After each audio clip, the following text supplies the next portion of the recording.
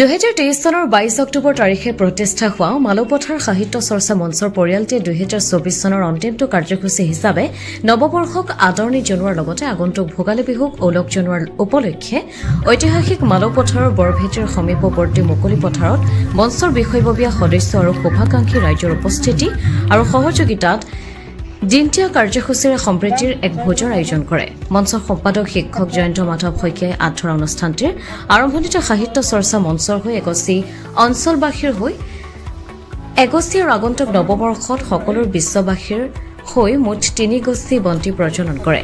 মঞ্চৰ উপ সভাপতি প্ৰভাত শইকীয়া আৰু সাংস্কৃতিক কৰ্মী জ্যোতিপ্ৰসাদ দাসে পতাকা উত্তোলন কৰে। মালপথাৰ সাহিত্য চৰ্চা মঞ্চৰ স্থায়ী সভাপতি দিগন্ত ৰাজখোৱাই মুকলি মালপথাৰৰ মঞ্চৰ বাকৰিত উপস্থিত সাহিত্য মঞ্চৰ বিষয়ববী আৰু সদস্যসকলে স্বৰচিত কবিতা পাঠ কৰে আৰু বিশ্বজিৎ সন্দিকৈ আৰু বিশ্বজিৎ বৰাকে ধৰি কেইবাজনো যুৱ সদস্যই দেশপ্ৰেমমূলক গীত পৰিৱেশন কৰাও পৰিলক্ষিত হয়।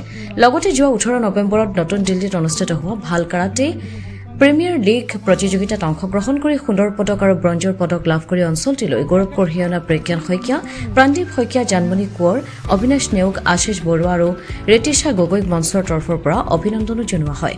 উপস্থিত সদস্যসকলৰ ভিতৰত দেৱজিৎ পাত্ৰ, বীৰেন চন্দ্ৰ বৰা, প্ৰদীপ শইকীয়া, মৃণাল কুমাৰ কলিতা, মাধুৰ্য বৰা, বসন্ত গগৈ, মুকুতাৰ আলী, পূৰ্ণিমা দত্ত, বিতুল দাস, মুক্তিনাথ দাস, অৰূপ জ্যোতি দাস, বুধিন দৰৱ ধৰা, দেৱাশিষ শইকীয়া, ধ্ৰুৱজ্যোতি বৰা, সীমান্ত বৰা, ৰুণু গগৈ, ৰুণুমী শইকীয়া, মমী নাথকে প্ৰমুখ্য কৰি ভালেসংখ্যক সদস্যই মঞ্চখনৰ দিনটোৰ কাৰ্যসূচী সফল ৰূপায়ণত সহযোগিতা আগবঢ়ায়।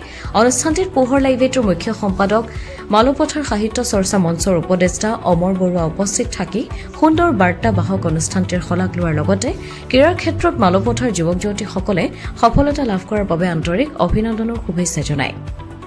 সভাৰ শেষত মঞ্চৰ বিষয়ববীয়াসকল সদস্য আৰু শুভাকাংক্ষী ৰাইজ একত্ৰিত হৈ আনন্দ উল্লাসে প্ৰীতি ভোজত অংশগ্ৰহণ কৰে।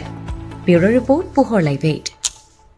মালপথাৰ সাহিত্য চৰ্চা মঞ্চৰ তৰফৰ পৰা সম্পাদক হিচাপে মই আপোনালোকৰ পোহৰ লাইভ আছামৰ পৰিয়ালবৰ্গলৈ আগন্তুক নতুন বৰ্ষৰ আন্তৰিক অভিনন্দন জ্ঞাপন কৰিছোঁ। আজি 30 ডিচেম্বৰ। আজি আমি মালপথাৰ সাহিত্য চৰ্চা মঞ্চই বৰবেটিৰ কাষতেই আমি এটি দিনতীয়া অনুষ্ঠান আয়োজন কৰিছোঁ, এটি প্ৰীতিভোজৰো আয়োজন কৰিছোঁ। এই অনুষ্ঠানৰ মাজতেই আমাৰ অঞ্চলৰ পৰা কেইগৰাকীমান ছাত্ৰ ছাত্ৰীয়ে কাৰাটে প্ৰতিযোগিতাত দিল্লীত গৈ অংশগ্ৰহণ কৰি আমাৰ অঞ্চল তথা যোৰহাটলৈ গোটেই সমগ্ৰ অঞ্চলটোলৈ যি গৌৰৱ কঢ়িয়াই আনিছে, তেওঁলোকক এই অনুষ্ঠানৰ মাজতেই আমি অকণমান মৰণ জচাৰ পৰিকল্পনাৰে একোখনিকৈ অভিনন্দন পত্ৰ আমি তেওঁলোকক এটা অনুষ্ঠান অনুষ্ঠিতভাৱে আয়োজন কৰিছোঁ। আৰু এই অনুষ্ঠানত অংশগ্ৰহণ কৰা সকলো পৰিয়ালবৰ্গৰ সদস্যক আমি আন্তৰিক অভিনন্দন জ্ঞাপন কৰিছোঁ। অনাগত নতুন বৰ্ষটোত সকলোৰে সুস্বাস্থ্যৰ গৰাকী হওক, এই বাৰ্তাকে আপোনালোকৰ যোগেদি অসমবাসীলৈ সম্পাদক হিচাপে মই প্ৰেৰণ কৰিছোঁ।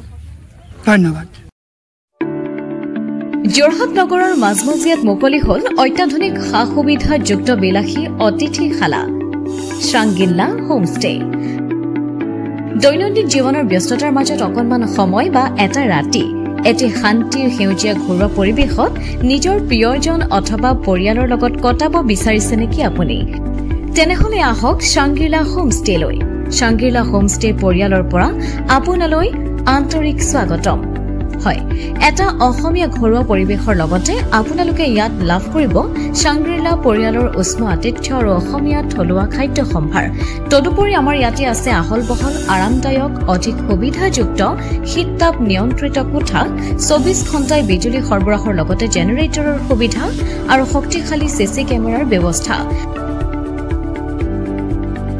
বিনামূলীয়া ৱাইফাই সুবিধা, কাৰ পাৰ্কিঙৰ ব্যৱস্থা, ন্যূনতম মূল্যত গাড়ী চালকৰ বাবে কোঠালিৰ ব্যৱস্থা, লগতে আপোনাৰ প্ৰমোদৰ বাবে উপলব্ধ এখন মুক্ত টেৰেছ, য'ত মুকলি আকাশৰ তলত আহাৰ গ্ৰহণৰ আনন্দ লাভ কৰিব পাৰিব আপুনি।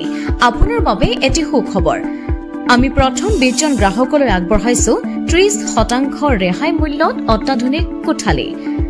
তিনিজনৰ বাবে উপলব্ধ কোঠা ৩,০০০, কিন্তু বৰ্তমানৰ মূল্য ২১০০ টকা প্ৰতি নিশা। দুজনৰ বাবে উপলব্ধ কোঠা ২৫০০ টকা, কিন্তু বৰ্তমানৰ মূল্য ১৭৫০ টকা প্ৰতি নিশা। তেনেহলে পলম নকৰি এতিয়াই আমাৰ শাংগিলা হোমষ্টেলৈ আহিব পাৰে। আপোনাক স্বাগতম জনোৱা হৈছে আমাৰ পৰিয়ালৰ তৰফৰ পৰা। অধিক জানিবৰ বাবে আমাৰ যোগাযোগ নম্বৰত যোগাযোগ কৰক। আমাৰ ঠিকনা DCB ৰোড, হেমবৰুৱা পথ, তৰাজান কাকতি গাঁও, যোৰহাট।